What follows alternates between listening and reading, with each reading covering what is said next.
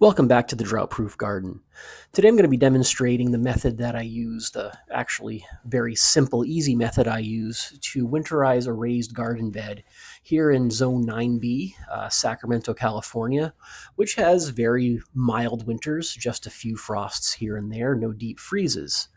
I'm going to be showing this in almost real time with minimal use of time lapse, so feel free to speed up, fast forward if things get a little boring.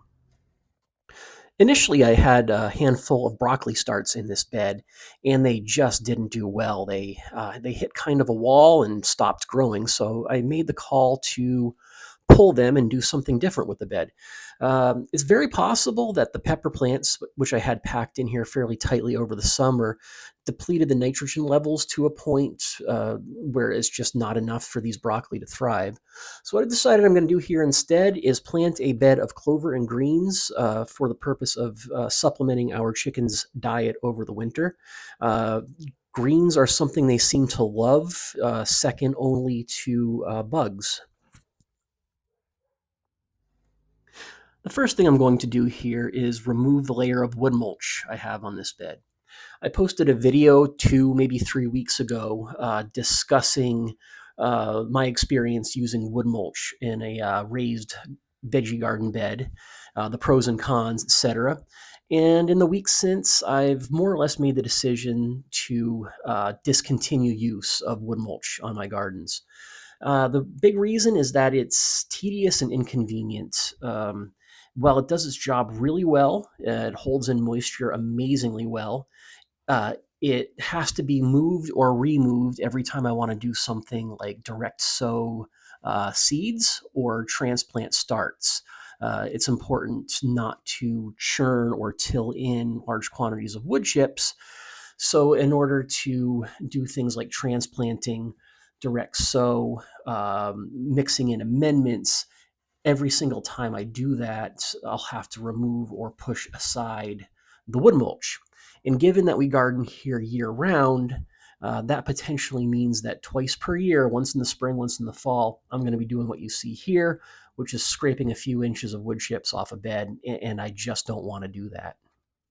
So I'm going to find something to do with the wood chips that I remove, and I'm going to research an alternative mulch for the spring.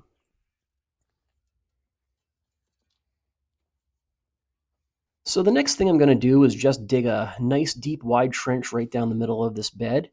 I'm shooting for something about a foot deep, maybe a little more, and ends up the width is roughly 2/3 the width of the entire bed.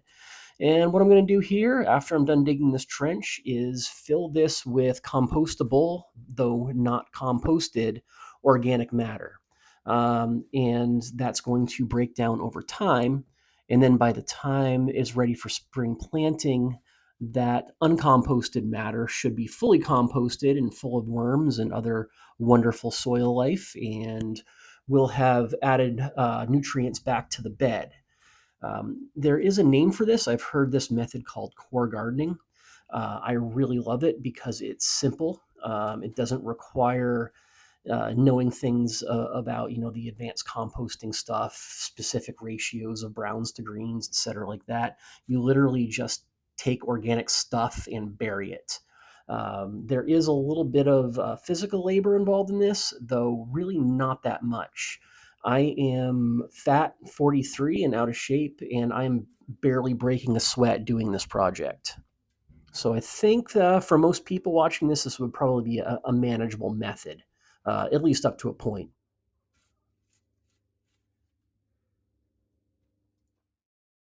All right, now it's time to add the organic matter. Mostly, I'm using kitchen scraps here. This is mostly coffee grounds and fruit scraps, and I also have a trash barrel of uh, disgusting, rotting garden material and other compostables from indoors that I've been storing in this trash barrel here. And yeah, this that smells about as wonderful as it looks, to be honest. Use the cultivator to get this more or less evenly spread throughout the trench I dug. Thankfully, we will be burying this, so the smell is just temporary. It is interesting.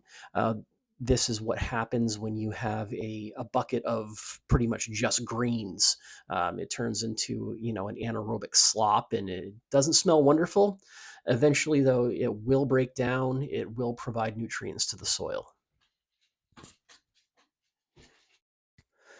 Now I'm just going to bury this nasty, smelly, rotting slop. I'm sure the neighbors are real happy with me at this point. Didn't see anybody else out at that time of day, midday, thankfully. So I'll have this, all covered up before it can bother anybody. Um, I know that I'm going to have a little room left at the top of the bed after I put back everything I pulled out for the trench. So I have a few grow bags full of fairly depleted, not so great soil lying around my yard that I'm going to top off with next. It doesn't really matter that it's not great soil. I'm going to be planting a fair amount of clover. In this bed, and clover, as most gardeners know, most people know, is a nitrogen fixer. So it actually growing it adds nitrogen to the soil as opposed to depleting it.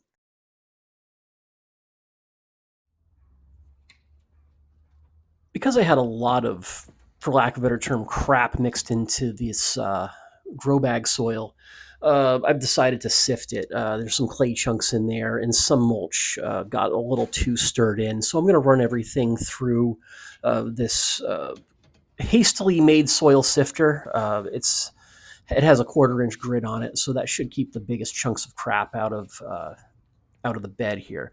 This part does get a little boring and tedious, so let's speed this up through the magic of time lapse.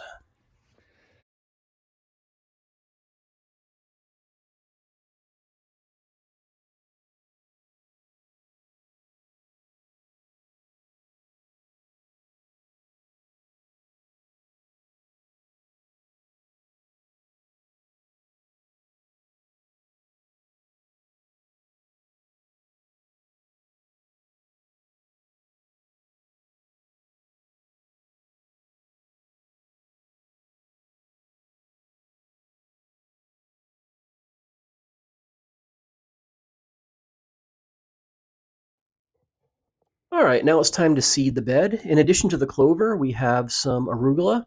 Nobody in the house really likes arugula. It was the seed packet was given to us. Sure, the chickens will love it though. Doing a little bit of that mustard spinach. Again, that was given to us, so I'm not really sure what that's like. But again, I'm sure the chickens will love it. Daikons, those are great for the soil, and some old beet seeds I found at the bottom of our seed bin.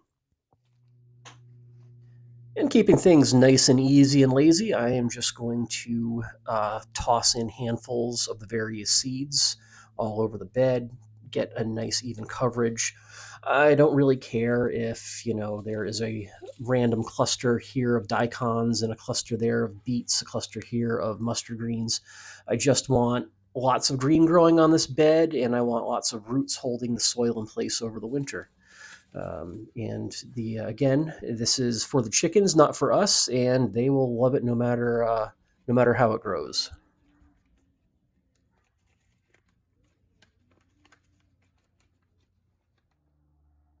With the seeds in place, I'm going to throw down a thin layer of alfalfa hay just to hold in a little bit of moisture after I water it.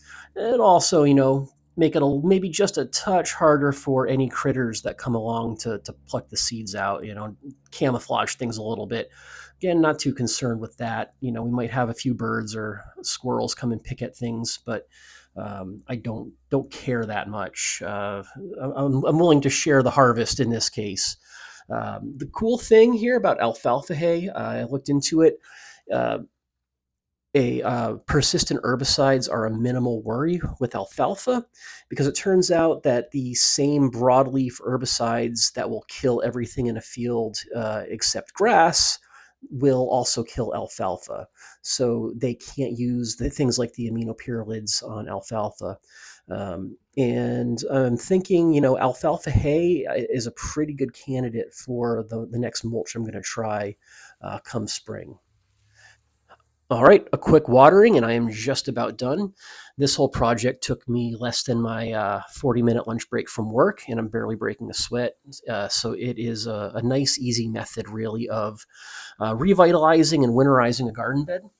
A couple of caveats. I am not sure that I would use this method in a really cold environment that gets a deep freeze. I imagine that the green compost, the unfinished compost, would stay in a suspended state until the thaw in the spring. And then you would just have a bed full of hot compost that isn't ideal for planting. Also, I would not use this method just prior to my spring planting of, say, tomatoes or peppers. This does require a few months to really work. So if you need a shot of organic matter and nutrients now, don't do this. Add some finished compost. But if you have a few months before you have to really plant anything important, it's great. So that's all I have for this video today. I really appreciate the probably handful of you that stuck around to the end. I have another couple of videos coming up this month. Thanks again for watching.